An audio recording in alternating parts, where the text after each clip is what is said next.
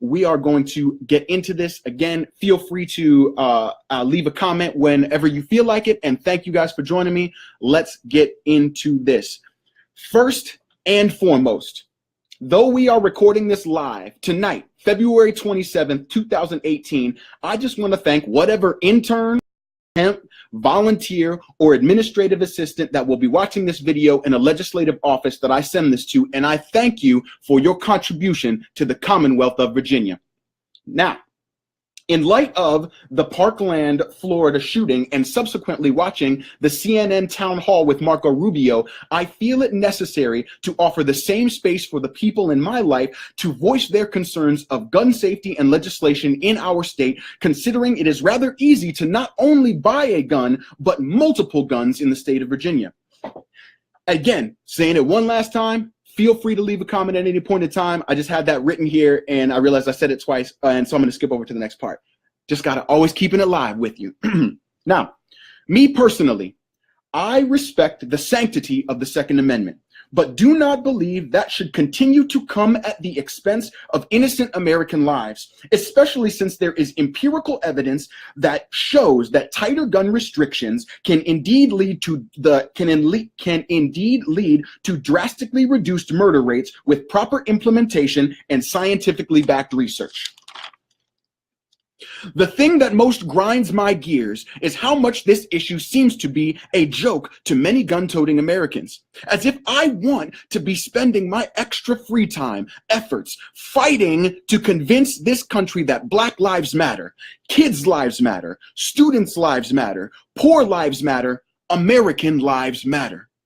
It's painful and embarrassing to be a freshman in college and be sitting in a professor's office being accused of skipping class because on the day of the Virginia Tech shooting, I was calling people to check and see if my friends were all right, because for the first time in my life, I was off at a different school without them. And when I posted a video this week to my Instagram on my web series, to my Instagram about this web series show, about how frustrated I am that buying a gun in Virginia is as easy as buying a t-shirt, at Drew D 1288 said, quote, "Shirts require a background check in Virginia? Intense, bro." To this man, this was a joke. 33 people dead, including the shooter, and our friend Drew D 1288 on Instagram could only bring himself to make light of my hope to share my concern with my legislators. Now, first of all, while mandatory background checks are required for every gun transaction by a federally licensed dealer in the state of Virginia, those background checks are voluntary for unlicensed dealers. So you got cash and I'm a dealer desperate, a private dealer desperate to make a sale, the gun is all yours. It's as easy as buying a t-shirt. So let's give credit where credit is due. In 2017, California put a law on the books preventing individuals with hate crime convictions from legally purchasing guns, and Louisiana, Maryland, New Jersey, and North Dakota did the same for people with domestic abuse convictions. While these bills were baby steps in a progressive direction, they are still reactionary. A person's first hate crime or domestic offense that also involves a gun will not protect the victim from gun violence. And it is with this argument where I always hear these wild false allegations, these false equivalencies. I do not buy the argument that the man and the gun are two separate and distinct entities of regulation. We hear from our gun proponent politicians like Florida State Senator Dennis Baxley all the time that you want to regulate the instrument. Well, spoons cause obesity and we don't regulate spoons. That is a false equivalency. Eating the spoon is not what causes obesity. Genetics, food, and eating habits do these things. And the crazy part is that we do regulate things like genetics, food, and eating habits, especially our food production and food safety regulations. Now, the correct equivalency would be a tool whose direct human interaction can yield civilian death. Cars, elevators, dumping waste products, and even the size of container you're allowed to bring on a plane are all instruments that we regulate. which just proves to me that this has nothing to do with American lives or freedom. We will regulate instruments that can't even directly kill us. A gun has maximum killing potential because the very first round out of the chamber can kill someone. Direct death, fresh out of the box. No. You ain't gonna play that game with me. Not here on this show. Because I know what it's all about. It's about one thing and one thing only. The American dollar. Which brings me to everyone's least favorite topic. That's right. The NRA, National Rifle Association. Now, if I haven't lost the interns and administrative assistants and volunteers yet at the Republican offices, I'm sure me just saying NRA lost them. But I pray that if you're watching, that you, or even, you know what, I shouldn't even be that disrespectful. I should say also the Democratic NRA followers. If any of you are listening and heard the word NRA and think it's time to turn it off, please, I beg of you, continue to watch just a little bit longer. Because I want to preface the next portion with this statement. Our senators and representatives work for us. If they are corrupted by money and campaign donations, we have no other choice but to do the work to get them back on track and either get them with us or vote them out of office. That being said, I want to make a quick shout out to Enterprise Rental Car Group, First National Bank of Omaha for being the first groups post-Florida shooting to pull their partnerships with the NRA, as well as Delta, United, MetLife, Simon Tech, Best Western, and Wyndham. But Kyle, why on earth would these major corporations who previously enjoyed the benefits of the NRA money do such a crazy thing like pull their partnerships? This is what I want to say to you. I do not hate the NRA. I don't think the people that are the leaders and CEOs of those major corporations hate the NRA. I just believe that the NRA is operated by money-poisoned, scared shitless, piss-poor leaders like Wayne LaPierre. I have friends and family members who are responsible gun owners. I know you're looking at me right now and you're seeing this kind of brown hue on my skin. I am biracial and my family members are in Pennsylvania, Virginia, North Carolina, and North Dakota. They have guns. They are hunters. They are people who use guns recreationally. They have them for home protection. And I'm not saying that they don't deserve the right to have a gun, but what I am saying is that mismanaged businesses or organizations like the National Rifle Association, when those places have poor leadership, it usually stems not from the people at the bottom who own the guns, but actually from the leadership at the top. And that poison trickles down. Oh, everybody's favorite phrase, trickles down to the people below. What these major corporations saw and what I see is that what Wayne LaPierre had to say post-shooting.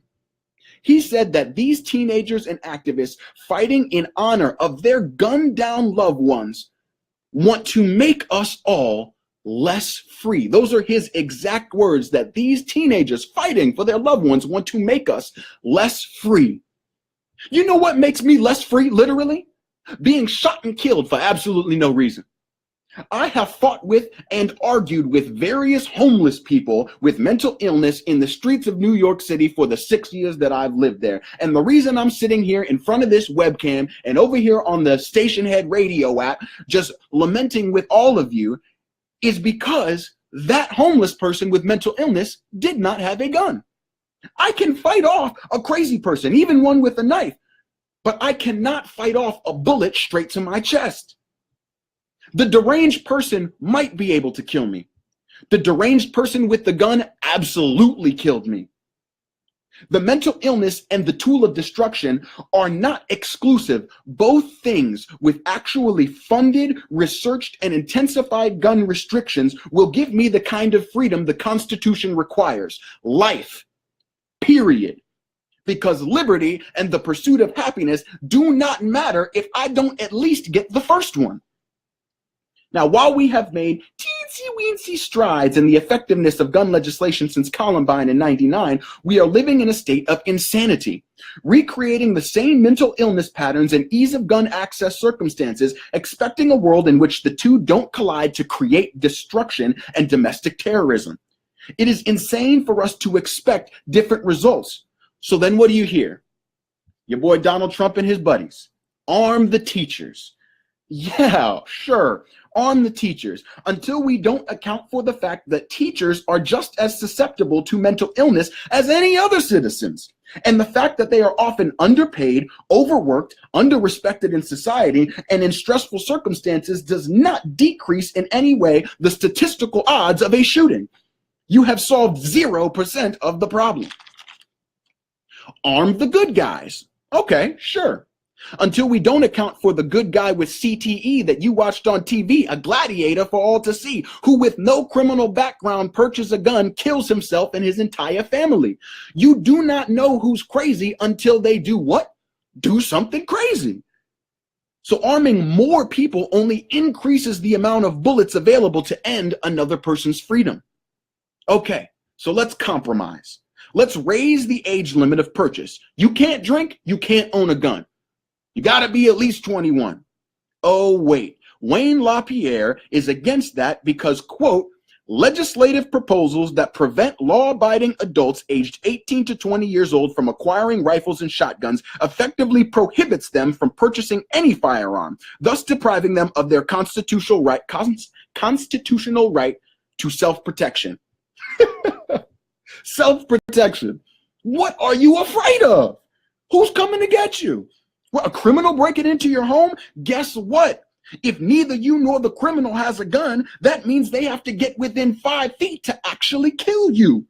The money you would have otherwise spent on a gun, you can spend on combat training, an exercise routine, a better security system for your home and vehicle to be prepared to protect yourself in the same way our military stays prepared to protect themselves in the event that they don't have a gun.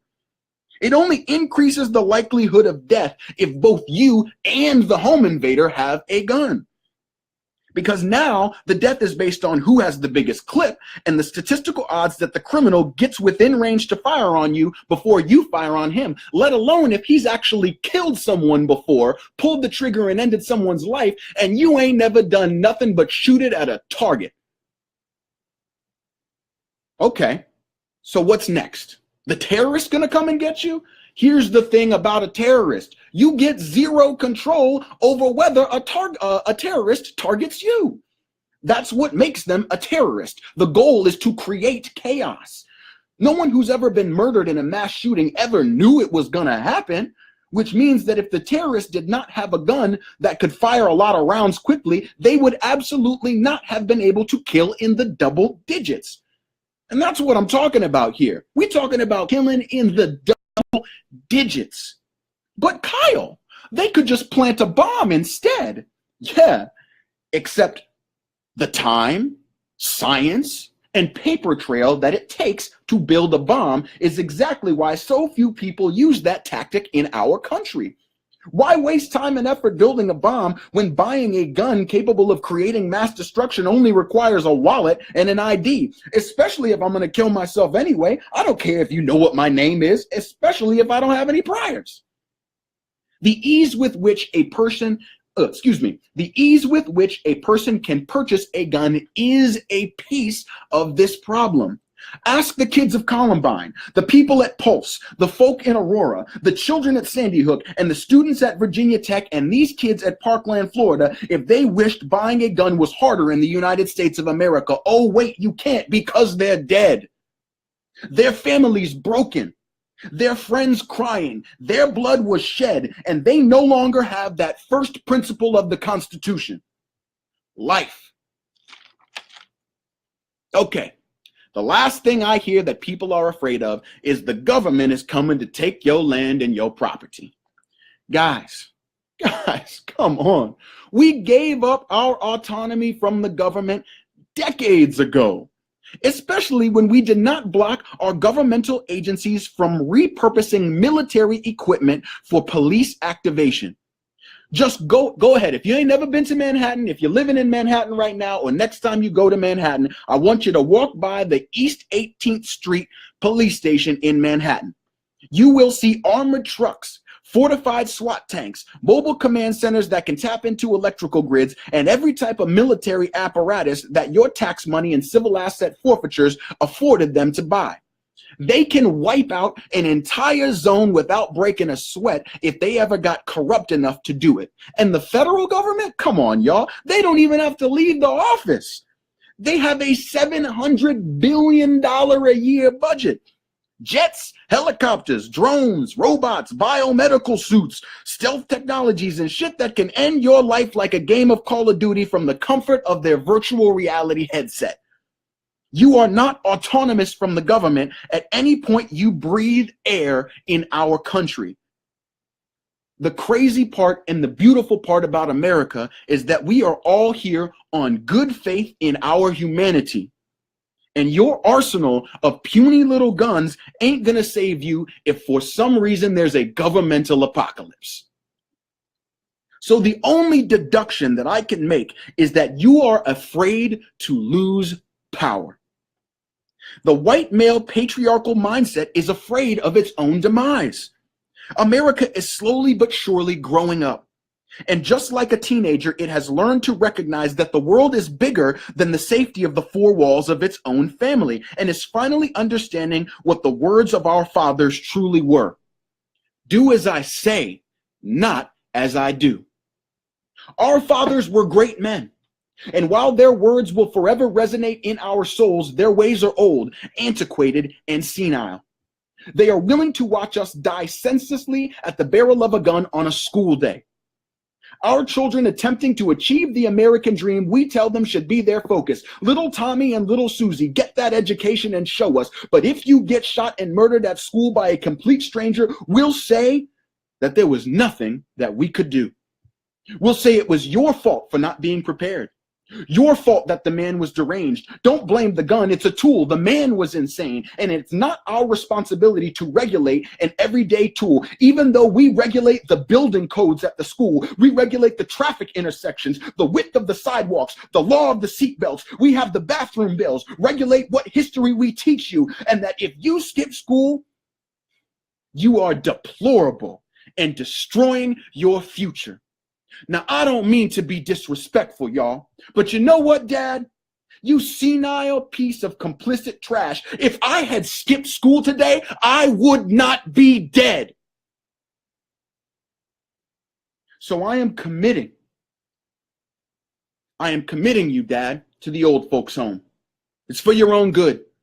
Because you cannot keep telling my children, your grandkids, that regulating guns will not help solve a major portion of this problem when you literally regulate everything else.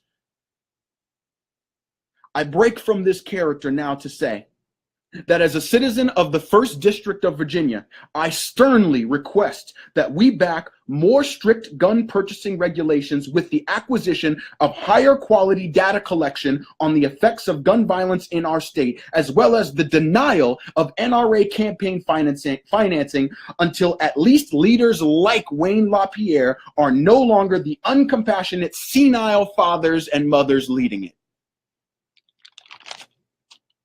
The time is now.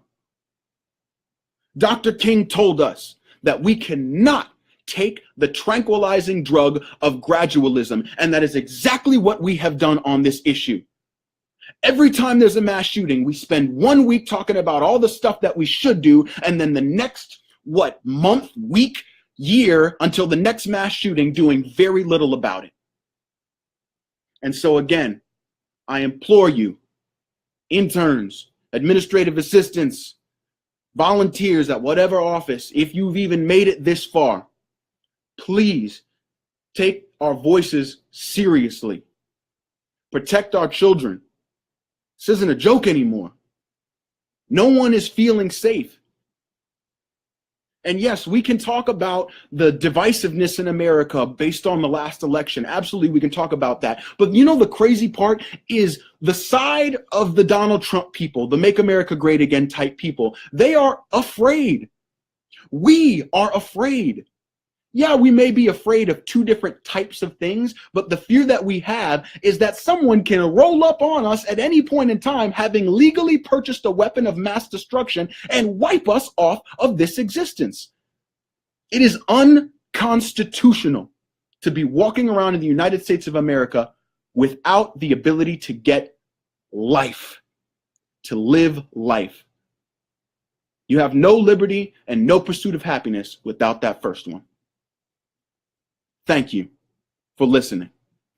We have some comments here that I'm going to read. Anyone, again, if you want to comment, please feel free to make a comment here. Ansel Peters here on Station Head asks, what is an unlicensed dealer? So, Ansel, in the state of Virginia, you are literally allowed to go to a gun show, which is, a gun show is just like, like the Boy Scouts have a big, meeting where people from the town can come and buy Boy Scout, cookies, and, the Girl Scouts have their Girl Scout cookie things all the time. There's gun shows in Virginia.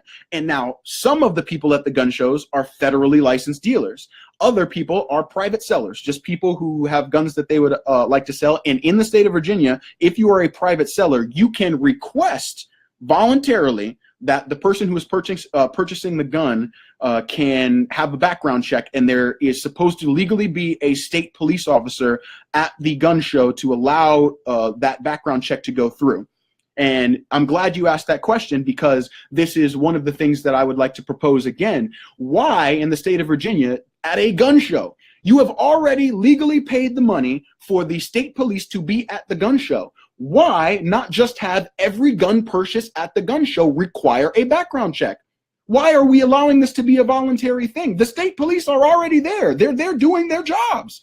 Ensure that every weapon at a gun show that is sold has been thoroughly vetted by a background check, that person is not there just willy-nilly purchasing guns. Please. That's common sense, and that doesn't even require that much change. I think if I remember correctly, I think it's only $2 for the background check, the voluntary background check. Just make that a requirement, y'all. Just make that a requirement. Yes, Ansel Peters makes a great point. He says, are those instruments protected by the Bill of Rights? Very good point. They are obviously not protected by the Bill of Rights. But again, I like to say that even though guns are protected by the Bill of Rights, it does not shirk us of the responsibility of making sure that even that thing that's constitutionally required is not killing. Remember, it's the Second Amendment. And there's a thing before the Second Amendment that says that I'm required to have life. So I don't think that the Second Amendment should be trumping the thing before that says I should be required to have the freedom to live my life without the ability for someone to have legally purchased something that is literally going to kill me, when it does not have to be that way. Again, it does not have to be that way. That's what we're trying to say. Let's just bring Ansel Peters on. I'm reading his comments as if he ain't literally here. Let's see if this brother is willing to join us tonight. I'm reading the comments. We should just have him on here. Hello? Yo, what's going on? I'm doing very well, my friend. I was reading your comments and I'm like, what am I doing? I have the ability to literally just talk to you. So welcome. Hey, thanks for having me on. Even though you and I are on the opposite side, I think it's always important to have discussion about these things. Absolutely. And, in many cases, I don't think we are on the opposite side.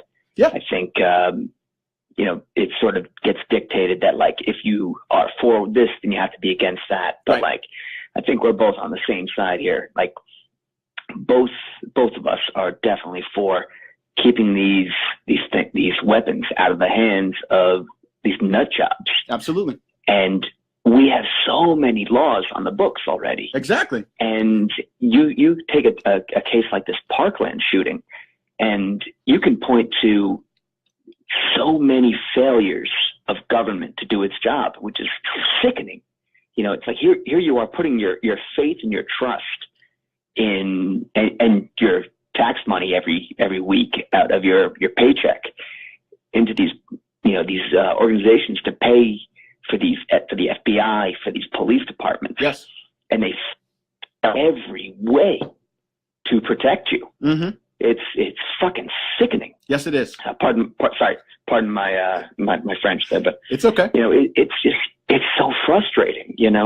When you had the police department show up at this guy's door 21 times, yeah. I believe was the number. Yes, that's correct.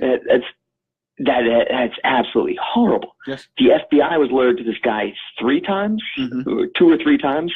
I'm not sure the exact number there.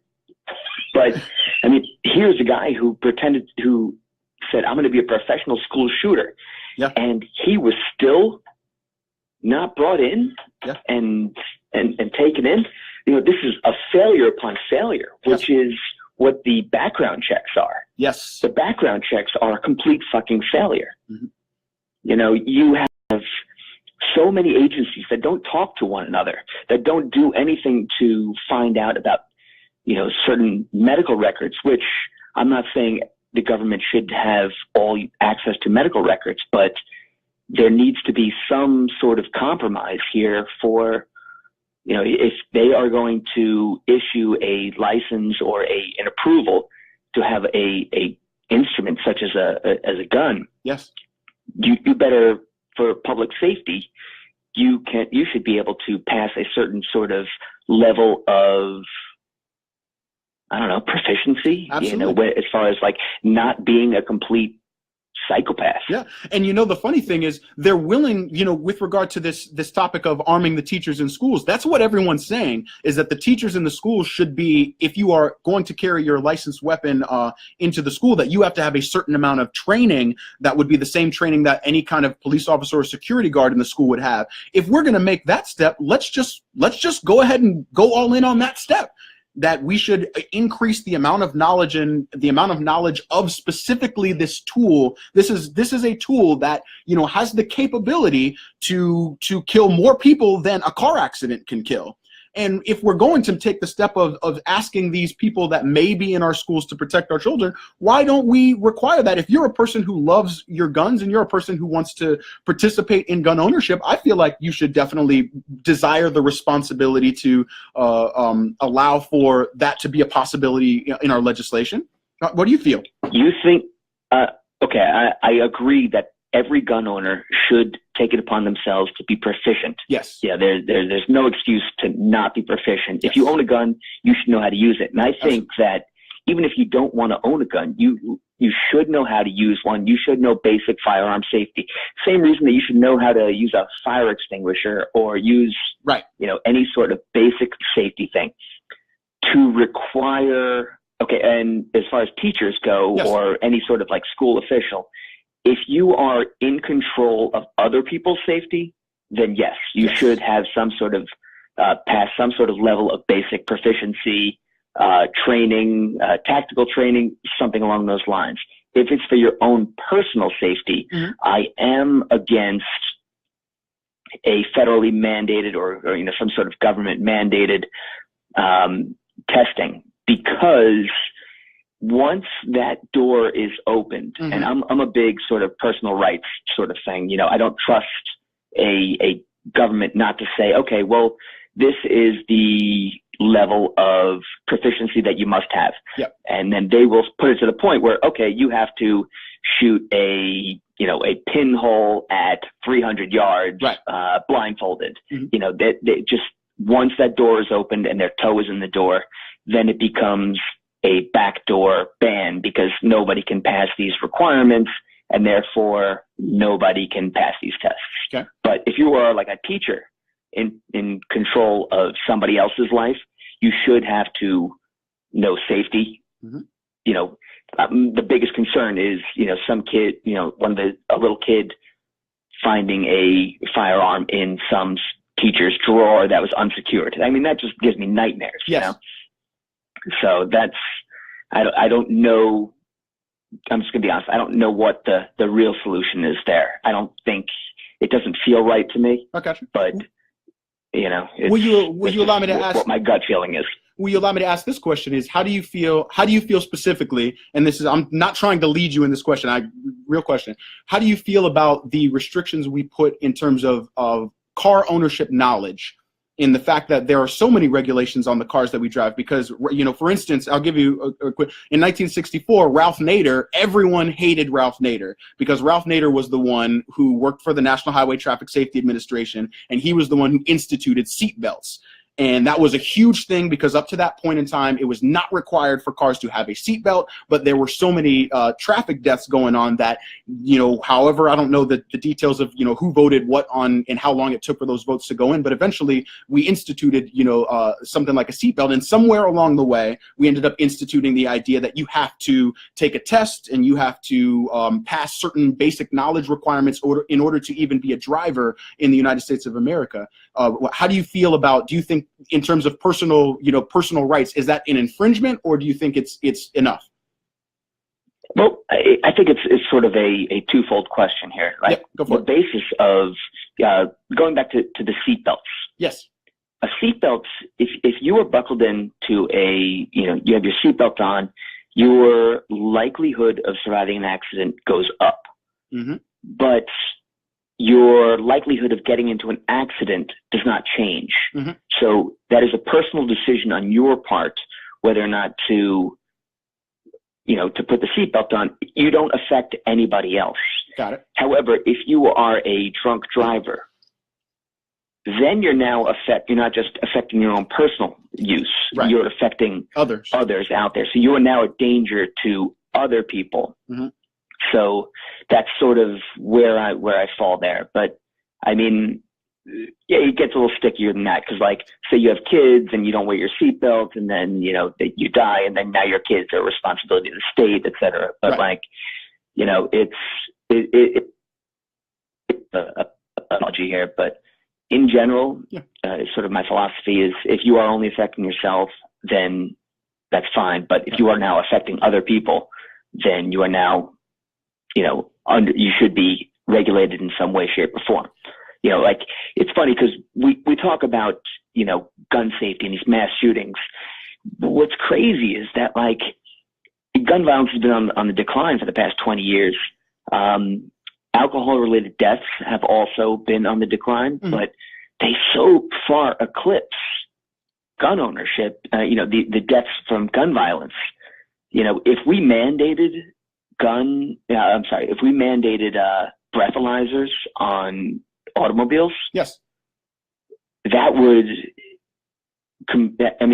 reduce the number of deaths far more than any gun legislation ever could. Uh-huh.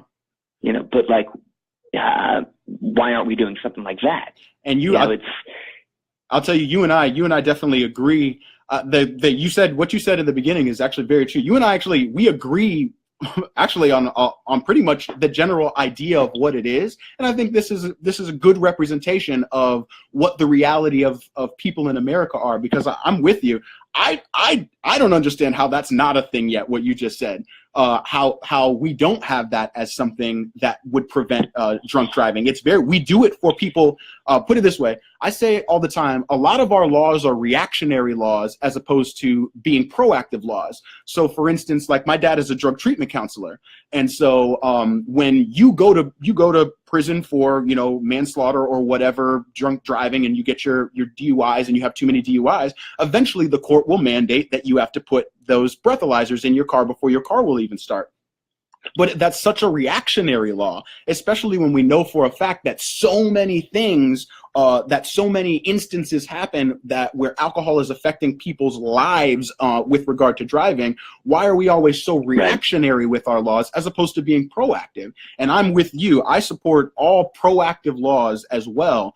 And like you said, yes, gun violence has gone down over the past 20 years. But even in that, me personally, you offered your personal thoughts. Me personally, it kills me to watch our country be the only country of this wealth, the amount of wealth that we have, to be the country where people die in gun shootings in this large numbers. And that, I do want to say, with regard to your comment about mental health and all of the red flags that were ignored in Florida, I want to give a shout out to, let's see here, I mentioned, who did I mention? It was Maryland, Louisiana, New Jersey, North Dakota for putting the domestic violence, and California as well for putting domestic violence and hate crimes. This last week, Oregon, in fact, became another state that is now preventing people with domestic violence convictions or even restraining orders against them to be in possession of a gun. So I think these are good steps that are being taken, and I hope that the state of Virginia will continue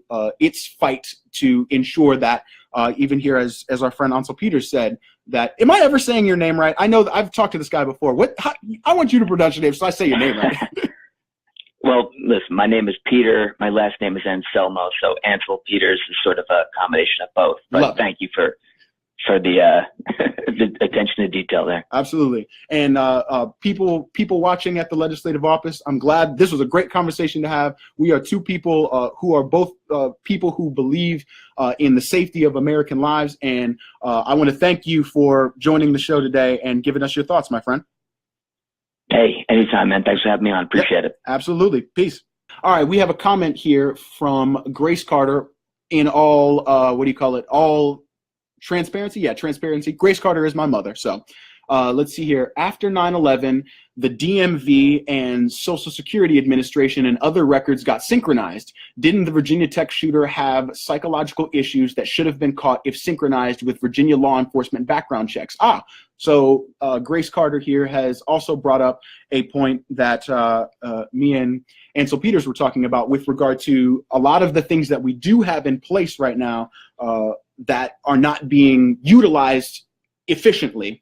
And to that end, I want to say, I want to talk about Rhode Island, Connecticut, Massachusetts, New Jersey, and New York have formed a coalition to create a multi-state database to trace and intercept guns used in crimes or transported across state lines. Now, I think that's a great idea, in my personal opinion. The idea that these states want to proactively create this system so that guns, as they move between state lines, because we know that's what happens, that as these guns move between state lines, that they have the ability to trace these things so that we can find the people who are illegally using or who are using these weapons in illegal activities.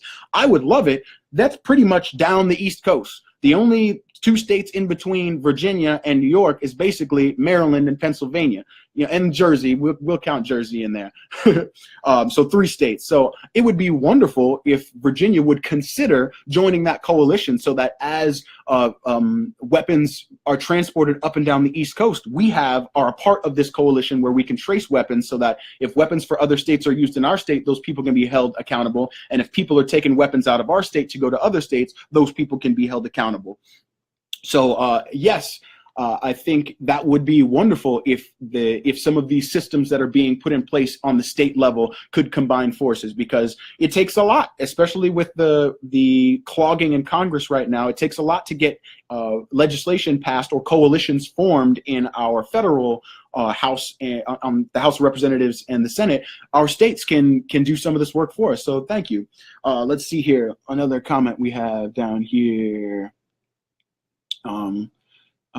Let's see, Alexander Desmond is, I know, also from my town in Virginia, Woodbridge, Virginia, in the 1st District. His question is, any thoughts on staffing schools with more police officers? Now, that being said, I can't remember what state it is. There is some state where they just, where they proposed a bill where it would be per 1,000 students at the school, there would have to be a security guard or some form of police officer with weapons training specifically for mass shooting crisis intervention. And so that's something that, look, I'm not against that. I will kind of say, I am not a big fan of arming the teachers in the schools. I went to Potomac High School in Dumfries, Virginia. So if you are a state legislator, you know that Potomac High School in Dumfries, Virginia is not the best school in Northern Virginia. And I can definitely say for a fact that there were teachers at my high school that if they had tried to walk into my class with a gun on their hip, even if they had it registered and had the concealed, whatever the concealed permit, I would not feel comfortable with that because they were not teachers that I felt even comfortable going to class with. New York, okay, yes, and Grace Carter says New Yorkers drive to Virginia gun shows. That's a good point. That I think is worth at least talking about. The idea that people know to come to Virginia to purchase weapons because it's so easy. I think, again, I have a note here to myself to say that we are a state that has endured mass shootings. And as a state that's endured mass shootings, I would love to see us at the forefront of gun legislation, and not be middle of the road in the way we handle mental health, the way we handle the controlling of assault rifles, bump stocks, those kinds of things. I think we should definitely be at the forefront of those kinds of pieces of legislation. Let's see here. And the reason I had brought that up, because I wanted to reference Governor Phil Scott of Vermont. So up until this week, what was it? I think it was up until this week, Governor Phil Scott of Vermont was vehemently against any kind of tightening of gun restrictions in his state of Vermont. And that was until they found out that they thwarted a mass shooting suspect's plan of attack last week. And then he suddenly changed his entire tune and entire thought process, saying, and I quote, "The reality of how close we come to a devastating tragedy underscores the threat of violence that faces the entire country. As a result, I've been asking myself, are we doing everything we can to protect our kids? Everything should be on the table at this point." End quote. So he has recognized that. I think they are behind us in the state of Virginia. They are still a state in which you can be young and purchase a gun. They just put a bill on their table to up the gun age to 21. So props to the state of Vermont for doing that. And I think that just goes to show that a lot of people now are questioning, can we do more? As Ansel Peters said, if you are a person that believes specifically lean more towards people's personal rights, then, where do you fit into that argument as opposed to someone who maybe, is so far to the other side saying that there should be no guns at all, which is going to be very difficult considering the Second Amendment. So to those people, you have a huge fight. And I wish you well on that fight. I'm not going for that fight. I'm just going for a higher quality infrastructure around this topic. Our friend Ansel Peters joined in and said, I just wanted to point out that the U.S. gun violence numbers are actually less than Australia, where guns are illegal, when you take out the top 5 cities with incidents of gang activity. This is very true. I, unfortunately, will not remove gang activity as a Black person. That is something that affects people of all types and races, but specifically in our major cities. I'm not only talking about gun violence with regard to mass shootings. I am also talking about just gun violence in general. And I think our regulations can potentially help our inner cities even more so. And again, that's a combination of how do we prevent prison recidivism rates? How do we have better economic infrastructure in our inner cities?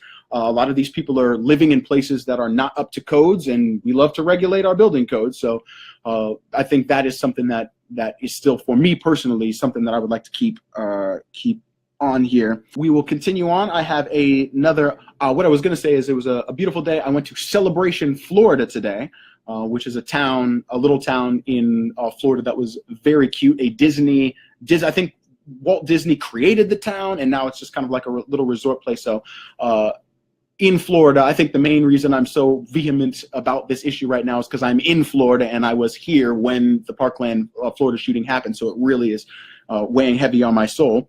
Let's see here. Next thing I wanted to talk about was, where are you? My last notes here. Oh, yes. The last thing I wanted to offer up is I wanted to say thank you. I actually wanted to say thank you. I think on this topic, a lot of times we will not give credit where credit is due, and I want to say thank you to the state of Virginia for your gun restriction expansion in 2016. I know that that was not an easy thing to do, and speaking of not easy things to do, when I spoke of Oregon earlier, one of the 3 Republicans who voted yes on this domestic violence bill, to bring it back before we end, there was one more thing I wanted to talk about before we end. Republican Rich Vial of Oregon, when talking about the uphill battle he faced trying to pass this legislation in Oregon, said with regard to the gun advocacy groups that were pummeling him with calls and threats to not allow this legislation to go through. He said, quote, "All week long as I've anticipated this moment, I've been inclined to crawl under my desk in the fetal position. So I know that it is not easy for our Republican representatives to bring this topic up because a lot of money is in this game. And I just want to say that I continue to support you when you go before the floor and support any legislation that is any legislation that will help prevent any more of these shooters that are clearly have some form of mental illness and are, even if they don't have mental illness, are just walking around shooting people, and I ain't about that. So I just want you to know, if you are a legislator watching this and you are feeling bullied by the NRA, look, there's plenty of money in this country. We are a very wealthy country. There's plenty of money to go around. So if you want to join these other major corporations who have decided to end their partnerships, please know that while, yes, you may lose voters in one way, you will receive voters in another way. You will receive my vote. In all honesty, I have a Republican representative, Rob Whitman, in my district, and if he was to do something that was extremely progressive with regard to this issue, it would definitely help me consider voting for his next campaign. So just remember that those votes come and go as these issues come up in the United States of America. So please, if you are someone that's strictly just taking the NRA's money just because, think about it at least, and question why so many people right now are not pleased with the leadership of that organization, and then you can make your decision based on that. Let's hear. When talking about my cousin Josh Wolf says, when talking about gun control, what are your thoughts of lack of effectiveness in Chicago? I am completely down to talk about that question. So if you have not ever seen the documentary series Last Chance High, if you have a cable subscription that allows you to watch HBO, that will allow you to watch the network Viceland. Now, warning, Viceland is a pretty documentary heavy, tends to lean to the liberal side of things, not always, but tends to. So if you don't want to go that deep down the rabbit hole, I won't make you. I will only request that you watch the particular show Last Chance High, for anyone who's thinks that the question of talking about my thoughts of lack of effectiveness in Chicago. I think the infrastructure of the city of Chicago is failing that city first and foremost. I think the aspect of, we want to talk about the aspect of mental illness in Chicago. I think over the course of the last 10 years, I think it's 1,000 schools have closed. And of those 1,000 schools, there is no longer, this is not a joke, in the city of Chicago, there is no longer a publicly funded school for kids with mental illness and emotional disabilities. That is ridiculous. Utterly ridiculous. There is not a single publicly funded school in the city of Chicago that offers help for students with mental illness or emotional disabilities. They all have to fight for spots in charter schools and get into private schools, which in low-income communities is impossible. So what does it create? It creates a cyclical system.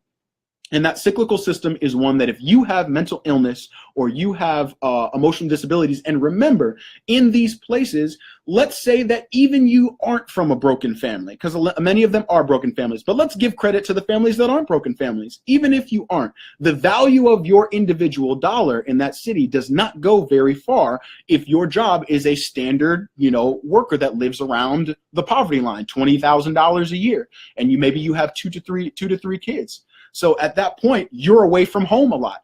I will admit that my parents worked a lot, and I got lucky enough to have an infrastructure around me in which I was able to stay with my friend's family for a lot of my formative years, and they were able to instill quality values in me and keep me on a right path. A lot of these kids don't have that option. And so when you take away the economic infrastructure, then you take away the school infrastructure, then the idea of guns and drugs freely moving throughout the city. Why? Because many of the guns aren't even registered. Now a gun gets used in a shooting and no one even knows where it came from. And so you're combining a lot of different factors that are making this an issue in which in Chicago, let me rephrase that. In Chicago, all of these factors are going into this issue of why it is that there's such a high murder rate, especially a gun violence murder rate. So it's not one thing in the state of Illinois, and they have a lot of work to do. I think they have more work, especially in the city of Chicago, than we do. And in their city, they don't even trust their city officials. I can say for a fact that I at least trust my city officials in Woodbridge, Virginia. They have. How can you trust your city officials in the city of Chicago? It's darn near impossible. And the times that I've been to Chicago, you know, it's a defined line where that line is. You know, and that's another thing that that psychologists have talked about. When you live in a place where you can go 2 blocks away and you see economic wealth and prosperity, and you live 2 blocks away and live below the poverty line, it affects your mental health. And again, that's as a teenager or a young child affecting your mental health with no one to help you with it. You don't have enough money. You might not even have health insurance because health insurance is either too expensive for you, or you don't make enough money to be able to purchase health insurance on the open market. And maybe you're not eligible for Medicaid. There's, you know, as we talk about future health care, that's another thing that goes into this issue of what is the state of our healthcare system, and will Medicare and Medicaid be available to people who need it with mental health issues? If we take those things away, which we've seen a lot of people with disabilities are struggling right now, if we take those things away, it will only exacerbate the mental health issue. So that is a long answer to that question of what I feel about the lack of effectiveness in Chicago, and they have some heavy infrastructure changes that they need to do in that city. So thank you for asking that question. That's my cousin Josh Wolf of North Dakota right there. I think, what time is it right now? We are at 12:01. I think that's a great place to end. I cannot thank you guys enough. Thanks to my mom, my friend Alex, my mom Grace Carter, 1st District of Virginia, Alexander Desmond, good friend of mine since I was a little kid. Shout out to my cousin Josh Wolf. Shout out to Ansel Peters. I forgot where, Ansel, if you're still in there, type where you from, man, just so I can shout out where you're from. He is from New York. Ansel Peters from New York. That's right. We talked about Comic New York, like COMMACK. I remember that now.